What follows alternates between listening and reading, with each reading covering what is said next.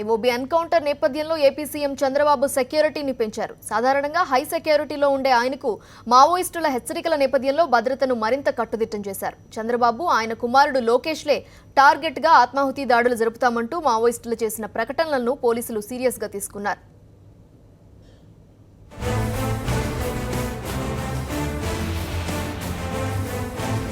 AOB ఎన్కౌంటర్లో గత 40 ఏళ్లలో ఎన్నడూ లేని విధంగా 30 మంది మావోయిస్టులు మృతి చెందారు.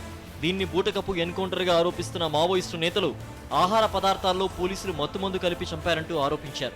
ఈ బూటకపు ఎన్కౌంటర్కు పూర్తి బాధ్యత ఏపీ ముఖ్యమంత్రి చంద్రబాబు నాయుడుదే అంటూ మావోయిస్టు నేత శ్యామ్ పేరుతో ఓ లేఖను విడుదల చేశారు. ఆ లేఖలో చంద్రబాబు నాయుడు ఆయన కుమారుడు నారా లోకేష్లపై ఆత్మాహుతి దాడులు జరుపుతామంటూ హెచ్చరించడం కలకలం రేపుతోంది.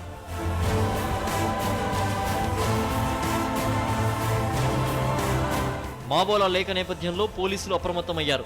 ముఖ్యమంత్రికి చెందిన చీఫ్ సెక్యూరిటీ విభాగం భద్రతను మరింత కట్టుదిట్టం చేసింది. చంద్రబాబు కార్యక్రమాలు, ఆయన వెళ్లే ప్రదేశాలను ముందుగానే క్షుణ్ణంగా తనిఖీ చేస్తున్నారు.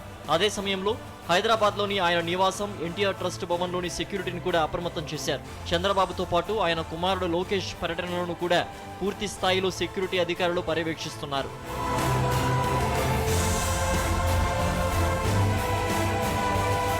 సీఎం కార్యాలయంలో సామాన్యులను కలవడానికి అనుమతించడం లేదు.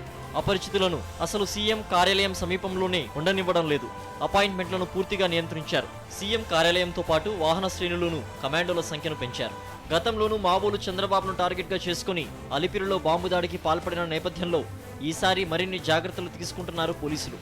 దానికి తోడు నూతన రాజధాని నిర్మాణం, పరిపాలన తదితర అంశాలకు సంబంధించి ఈ మధ్య కాలంలో చంద్రబాబు విస్తృతంగా పర్యటిస్తున్నారు. దీంతో భద్రతా పరంగా కొన్ని ఇబ్బందులు ఎదురవుతున్నాయని పోలీసు ఉన్నతాధికారులు భావిస్తున్నారు. తాజాగా మావోలు హెచ్చరికలు జారీ చేయడంతో భద్రతను మరింత కట్టుదిట్టం చేశారు. ఎన్ సతీష్, ప్రిన్సిపల్ కరెస్పాండెంట్, సాక్షి న్యూస్, విజయవాడ.